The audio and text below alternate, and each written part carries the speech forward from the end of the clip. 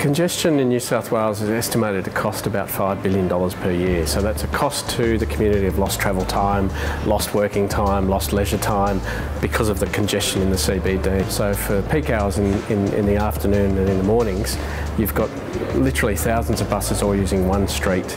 And end to end, they can, they block the city and they cut the city off. It's not good for passengers, it's not good for people using the city, it's not good for workers, it's not good for residents.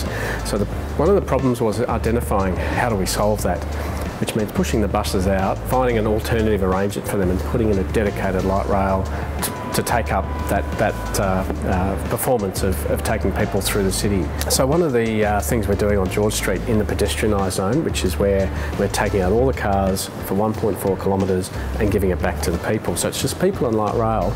Now that is not solving Sydney's bus congestion, but it certainly takes away from the need for all those buses into the CBD.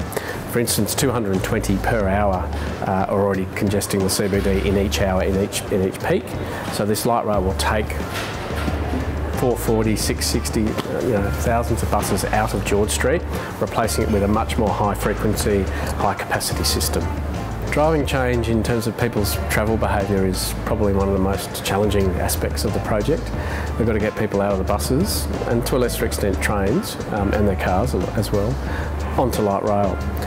So you've got to design it. You've actually got to design it and show them how it's going to work. And you've got to make it easy for them. You've got to make it easier than hopping in the car and driving to where they need to get to. People will use it, and it adds to the vibrancy of the city so that where your transport hubs are become important nodal points in the city that generate activity, they generate development, they generate happiness.